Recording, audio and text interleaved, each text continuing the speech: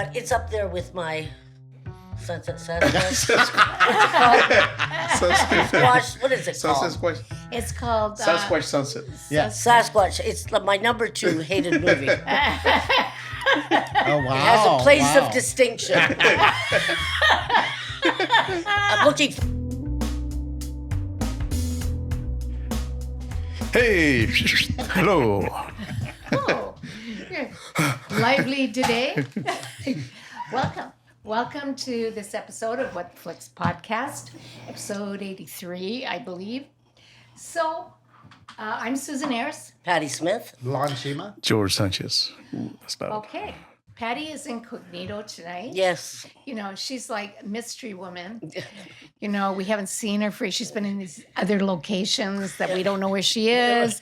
And now she's incognito. She's a woman of mystery. Yeah, really. Anyways, so our movies this episode are Weapons, The Visitors, Superman, and Thunderbolts. So this week, our next movie is, in episode 83, is Mr. Lon. Yes, I chose The Visitors. A viewer gave us a list of French films, and when I perused it, I remember this being one of my favorites when it first came out. This film is from 1993. It's a French fantasy comedy. Okay, just so you know, it was directed by Jean-Marie Poiret. It stars Christian Clavier, Jean Reno, and Valérie Lemercier. I hope that's how you pronounce them. Okay. Sounds good. Now, the story itself, this is the fantasy part. A night from, what is it, 1066 or something like that? 1106 or something. Yeah. I'm trying to remember. 11:23. Okay. Oh, 1123, right. Under King Louis the Sixth. He's known as, what is his name? Something, Count Godfrey Oh, I de have that. Montmirail. But he's also called something the Hardy. That's what I wanted to Godfrey the Popping Court? Godfroy, Who is he? Jean Reno. get. Yeah, it's Jean Reno's character. Oh, wait, there we go. It's Godfrey de But, Pepincourt, but you're saying what? right, You're looking for his nickname or something? well, no, okay, it is the Count of Montmirail, but something was, I thought it was Did they something have the nicknames? something the Hardy. Remember, they were like whatever his like title, you know, like the Earl of Sandwich, Yeah, you know, that kind of exactly. thing. But he is going to marry the king actually says, "Oh yes, go and marry your beloved," right? So he's going to marry this woman. Well, the woman just sort of runs out because she loves him as well. But the father says, "No, you can't do that. That's that's horrible. That's like peasant behavior." So the father chases the daughter as she goes to run for this night. He has been giving a hallucinate by a witch that he's bringing into court as well, that he has captured. For some reason, she makes him see everyone start turning into animals. So while he sees his lover, the woman, coming up towards him, or his betrothed running towards him, he sees what he thinks is a bear chasing her, which is her father. So he takes his crossbow and he kills the bear. This sort of caused a curse because his now beloved, even though she is running towards him and she also loved her father as well. So she just basically is so cold and everything. So he wants to make things right. So he goes to his local wizard and asks him, "I need to change the past. Can you do this?" So the wizard concocts something. Apparently he forgets the quail egg or some ingredient. And instead of him sending him to the past to prevent what's happened, he sends him into the future. And like I said, the future now is 1993. I'm assuming it's current day when the movie came out. Where he and his vassal, he's the one played by Christian Clavier. And his name is Jacques. Oh, that's what I love. Jacques Lacrasse is his name. But it's funny because if you say it like an American, you say jackass. So the two of them end up in current times, and literally from the moment they see this, and Jacques finds the road. He goes, "What is this weird thing?" And he sees, then all of a sudden a vehicle starts coming from him. He gets freaked out. He thinks it's a monster. He calls the night. They see the car, and then all of a sudden they just start wailing on the car with everything. I just remember thinking that was so hysterically funny. It's like when you don't know anything, just kill it, right? And they do that. If you don't think that's funny, then you're probably not going to like this movie. That is a good guideline. Exactly. No. Because it literally is, that's the silliness of the movie that I just really love. So what happens is, of course, the police show up, then all of a sudden they get taken to a sane asylum, but he's claiming to be, like I said, this count, and then his quote unquote descendant is the countess of this same family. She's brought in because his name, and said, well, he's also has the family crest and all. Everything points. And she thinks, oh, maybe this is the cousin we lost. He was missing or something. So she goes to see him. He sees her immediately, and she's an exact duplicate of his betrothed from back in time. In fact, he thinks it's her. And so you could tell he just sort of longs to be with her. He's trying to understand, which I thought was interesting. For even from that time, he still keeps a sensibility about, he realizes something's not right. His servant, by the way, does not. His servant is just an idiot. But the servant is also just will listen to anything he says. So you find out that his descendant no longer lives in the castle. It has been sold to someone else and is being run as a hotel, and she has moved to a more modest means. But as she tries to explain to him, because she thinks it's her cousin who has amnesia, can't realize, along and having to help her husband, who's a dentist, to try to adapt to the situation. This is where the comedy comes out, and then I don't really need to say more because that's all it is. He just knows he has to get back home once he realizes he's not in his time spot. But he's also saying, oh, this is what happened to my descendants. You're not royalty anymore. You don't have this respect anymore. Like, why aren't you living in the castle? Actually, a servant is living in the castle.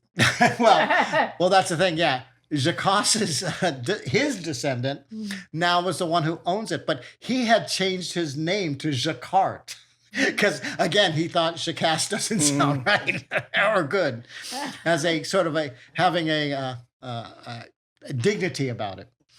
But what's sort of funny is that I really like Jean Reno because he never breaks character. Neither does Christian Clavier as the two people coming from the past. They are wonderful at doing this slapstick comedy with just such a straight face and gusto, which this is what I claim the French do so well, in my opinion.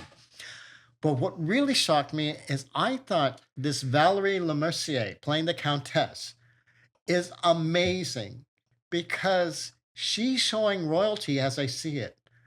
Everything they do does not faze her. She keeps going forward. Isn't that the truth? No. This is what you do. This is what you do. Oh, and something happens, like they flood at one point. Oh, just get the rags. Here's rags. Let's all clean up. Blah, blah. Everything she just thinks, and then everybody she faces, because even people want to meet her because she's a countess, right?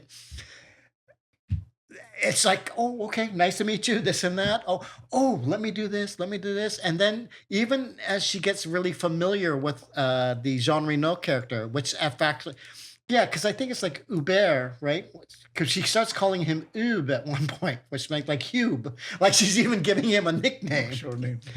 But I just thought she was wonderful. And she's the reason I really enjoyed the movie. So again, I think the French do more slapstick silliness than so brilliantly than any other, country that I've ever seen. So this is the one reason I've always enjoyed this movie. So when it came on the person's list who sent it in, I just said, "Oh yeah, let me see if I would still like this." And I can't imagine that over 20 years later, I'm still laughing at some of the situations they're put in. And so I will give it also to a couple of Marie Anne Chazelle plays this sort of homeless, seemingly entertainer kind of person. Isabel Nanty plays this sort of assistant to the a businessman who's there. Again, same thing. She's sort of nonplussed. Just like she's just always saying, "Oh, your hotel's horrible. This and that." And Christian Clavier playing both the crass Jacques, the class, the servant, and then playing this sort of snobbish nouveau riche who now owns the hotel. Wonderful performances. I thought they were dead on, so I can't criticize that. But I will give it to the Jean, and unfortunately he hasn't really done a lot. But the Jean-Marie Poiret, who directed it, and Christian Clavier was one of the co-writers with the director. Wonderful screenplay, I thought. I thought they did a really good job. So if you want to see a comedy, silly comedy, I would recommend this one. Okay. So yeah, I was telling that Susie about that movie. That actor, is that the same guy? Because he looked just like the other guy. That's the Clavier. Okay, yes. At first I go, because I don't know the actor. Go, is that the same guy playing two different people? Because the way they did the cuts, it seemed like it. Mm-hmm. Yeah, for me, I have moments that I laughed, but I think for me the movie was coming so fast with the shots that I was starting to miss some of the comedy too. And I was thinking like, wow, the cuts are really quick with the cuts. Like there'll be one scene, and then the next one, and then they kind of joke, and then the next one. So I would laugh at some of them, but some of them just kind of went like huh? and some of them I was like kind of, I mean, they were so odd, like they were like they're taking the bathtub scene. Oh yes, and exactly. I mean, I think they're putting all the soap, but just the way and then they go into the chimney one. So someone was just so slapsticky that even for me, who loves Austin Powers, right. I was like, it was kind of starting to go over my head with it. But or was it too much? Was it just too much? It was too much. It was too much. It was like before I can register one, it was coming to the next one. Like, it was really coming. That's what before I could feel the comedy, it was that then we moved on to the next scene. As opposed to like, I also thought that a couple of things were kind of bothering me, like how, like you said, how not faced by everything the lady was. Yes. And I thought, I mean, how is this? Why is she pissed off? Wasn't that? And I go, that John Reno character is such an asshole. Why don't you just kick him out or whatever? She's just letting him get away with too much crap, and he's just so tough. And the way he treats the other guy, and everybody's fine with him eating on the, you're the peasant, you're gonna eat off the floor or whatever. And the other guy was so kind of dumb that they were actually pissing me off, the characters. Like, you're too stupid, you're an asshole, and you let them get away with everything. It's like, so, but I mean, I had moments that I laughed too, but like I said, yeah, the cuts were so fast that I was like, before I could get it, it was moving on to the next scene. And I also thought, I wonder how this, to me, would have felt if Gerard Depardieu would have played the Jean Reno that would be role. If I would have found him more, because he's kind of goofy. Jean Reno he's goofy, but he's a good actor, so he strikes me like he might be not good for goofiness, but he plays it straight. So I mean, I look at Liam Neeson now and or what's his face, the original Naked Gun. So he plays it straight, but he might have played it too straight for me actually. No. I'm mixed. I had moments of laughter, but then I have a lot of moments of like trying to keep up, and I love the like I said, the Dinner Game, my all-time favorite movie. So the comedy or the. Yeah, I What do you think, Sue? Spit it out, girl. Okay. What do I think of this? Okay. Think Monty Python humor. The one with the knight in the castle. Right. The Holy Grail. You know what I mean? Monty Python, the Holy Grail. Right. Think that. It's kind of like that. It's a kind of humor that's very selective. You have to kind of like that kind of humor. But the premise was great. This is kind of a 12th century French knight that was Godfrey de Pampencourt. That's Jean Reno. And his dim servant, I don't even know how to say that. Jacqueline Jacques. We should stop doing Jacques. foreign Jackie. movies. We're killing the names. Lacrosse. Poulet. It's like it's like a chicken, right? Jacques And Oh, that's- Jacques Jacques La La Fripouille. Fripouille. Yeah. see. They are sent to the year 1993 by a wizard who screws up a spell. It's classic. It's great. It's a great premise. And so this is a comedy, sci-fi, fantasy. That's how I would say, right? I agree with you, George, that the editing was kind of erratic. Bad. You know, cuts were Fast. fast. It was fast. Well, I found it fast. and not necessarily coherent. Right. You know, they would switch to something totally different, right? Than I was what it's like, right? What was the segue? But on the other hand, this could lend a feeling of complete confusion, which is actually what the director was trying to achieve, right? It's like, this is just disordered. But I have to say that when you mentioned, who did you say? Gerard Depardieu? Mhm. Okay. I thought Jean Reno played it great because too. there's something almost very attractive about him. So he could be a love interest in this. You know what I Mhm. mean? As opposed to Christian Clavier. he's a- Right. So he, even though he was like, he was exactly in it as much as what's Well, his it would be name? more like Right, exactly. exactly. He'll be like one guy's the straight kind of leading guy, and the other one's more the comedy Yeah, psychic. you can Like, see what, that Lewis he's and attractive Martin and, Lewis. and that the Mhm, love right. interest would be interesting. But I also agree that she is true aristocracy because it's, what is it? Never complain, never explain. She just accepts all of it and just deals with it. Exactly. And that yes. Like is true a- as there is. and that is a royal, what do you call it?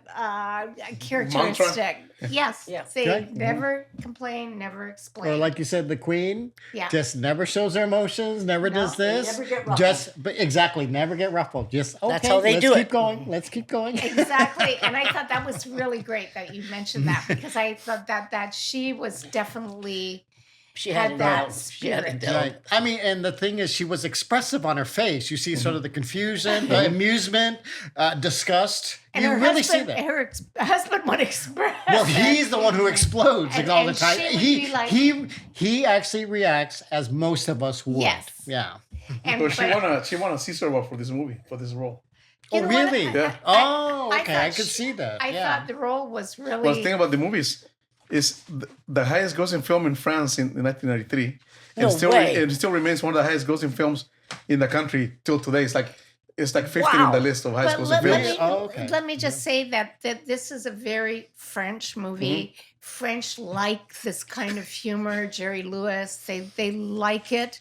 So you know, it's kind of like you have to adjust your brain when you're You know- going to it because, like I said, it kind of what I thought of was Three Stooges. Right. You know what I Oh, mean? it was You that- know what I oh, mean? that was that too much, okay. Yeah, Yeah. you have to like that kind of humor. But as far as the actual story, I thought the story was great. You know, it was just the Execution. slapstickness of it and the absurdity of it. And like I said, if you like Monty Python, you will like this. And actually, they say to promote the movie, they called it, which I thought would have been a great title for it. The promo for the movie, the tagline was, "They weren't born yesterday." That It's a actually is. brilliant tagline. Actually. Yeah. The opening scene, they cracked me up with the king and he's having sex and it's like, hold on, give me 1 minute. They're about to go to battle. Hold on, give me a minute. Or let me show me your ankles or something. Show me your ankles. Show me your Exactly. That was so Oh, funny. go up to your knees. No, ankles were the big deal. Oh, yeah, yeah. Is it my turn? Yes, my dear. Well, once again, I shall be Debbie Downer on this entire movie thing.